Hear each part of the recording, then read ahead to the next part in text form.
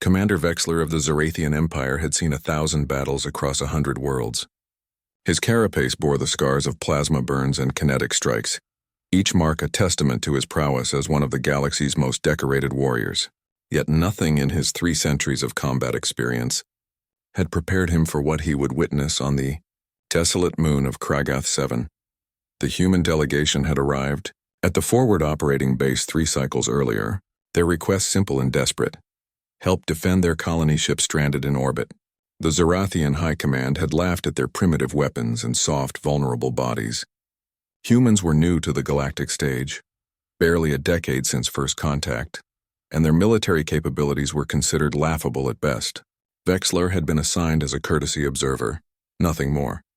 A token gesture to maintain diplomatic relations with this curious species that insisted on calling themselves survivors of Earth.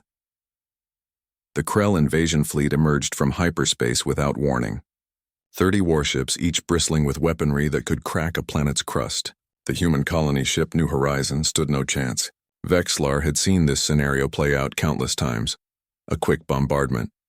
Then the Krell ground forces would descend to claim whatever resources remained.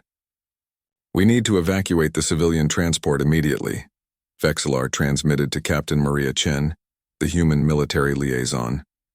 "Your people should retreat to the inner systems. This position is indefensible." Captain Chen's response came through his translator with an edge that made Vexlar's sensory appendages twitch. "Commander, with respect, we didn't cross 300 light-years of empty space to run at the first sign of trouble. We're staying. We're fighting. You have 17 soldiers," Vexlar stated flatly. "The Krell will deploy thousands. Then I guess we'd better make every shot count." What happened next would be recorded in Zarathian military archives for generations to come. The Krell dropships descended like a swarm of mechanical locusts, disgorging wave after wave of their warrior caste onto the lunar surface. Vexlar watched from his command position as the human soldiers took their positions behind hastily constructed barricades. They didn't have powered armor like his people. They didn't have energy shields or regenerative carapaces. They wore simple combat suits and carried projectile weapons that seemed barely more advanced than the firearms they'd used on their homeworld. The first Krell charge came with the force of an avalanche. Vexlar expected the human line to break immediately. It didn't. The humans opened fire with devastating precision. Each shot found its mark: joints in Krell armor, sensor clusters, weapon systems. They moved with a fluidity that seemed impossible for beings without enhanced neural interfaces, communicating through nothing more than hand signals and brief verbal commands. A Krell shock trooper broke through, its massive form bearing down on a young human private who couldn't have been more than 20 cycles old.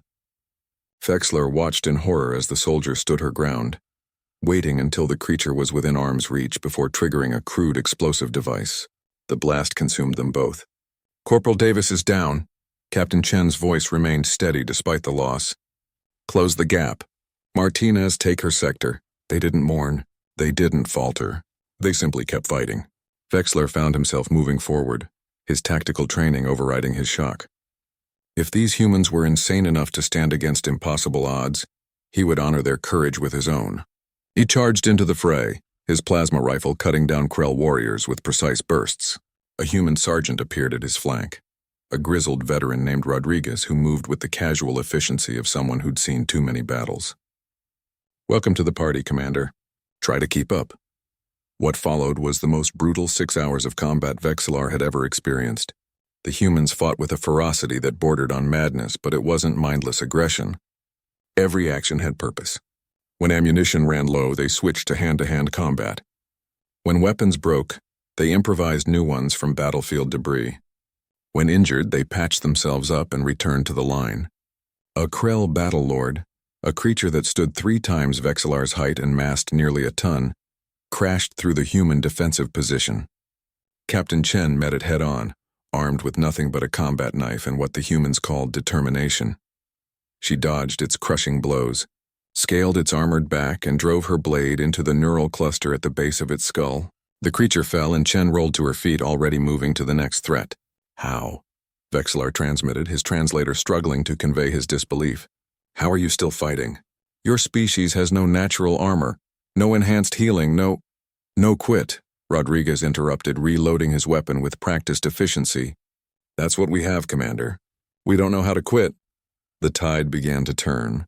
The Krell, accustomed to opponents who broke under sustained assault, found themselves facing an enemy that refused to break. Every meter of ground they took cost them dearly. Every human they killed seemed to make the survivors fight harder. Vexler understood then what his people had missed. Power wasn't measured in carapace thickness or weapon yield. True power came from something far more fundamental: the absolute refusal to surrender in the face of annihilation. When the Krell commander finally ordered a retreat, only 8 human soldiers remained standing. They were bloodied, exhausted, and by all logical assessment should have been dead hours ago. Instead, they stood victorious on a battlefield littered with enemy dead. Captain Chen approached Vexlar, removing her helmet to reveal a face marked by cuts and burns. Her eyes held something he'd never seen before. Not triumph, not pride, but quiet certainty. Thank you for standing with us, Commander. Vexlar's translator took a long moment to formulate his response. I thought I was observing. Instead, I learned what it means to be human.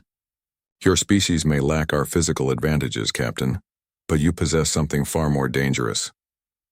What's that? Hope. Even when hope is illogical, even when every calculation says to retreat, you hope and you fight. That is a power that cannot be armored against. The New Horizon descended from orbit that night, its engines burning bright against the darkness of space. The human colony would survive. More importantly, word would spread across the galaxy. Humanity had arrived, and they would not be dismissed as weak. As Vexillar watched the humans tend to their wounded and honor their dead, he transmitted a priority message to Zorathian High Command. The message was simple: recommend immediate alliance with human military forces. Assessment revised: extremely dangerous when threatened. Also recommend never ever betting against them. In the command tent, Rodriguez approached him with 2 containers of an earth beverage they called coffee. First time fighting with humans, Commander? Yes, gets easier. Sort of. Rodriguez grinned, that peculiar expression humans made when amused. We're stubborn like that.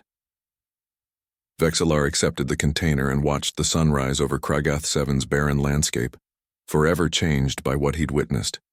He'd come as an observer and left as a believer. Humanity had indeed discovered true power, and it terrified the galaxy.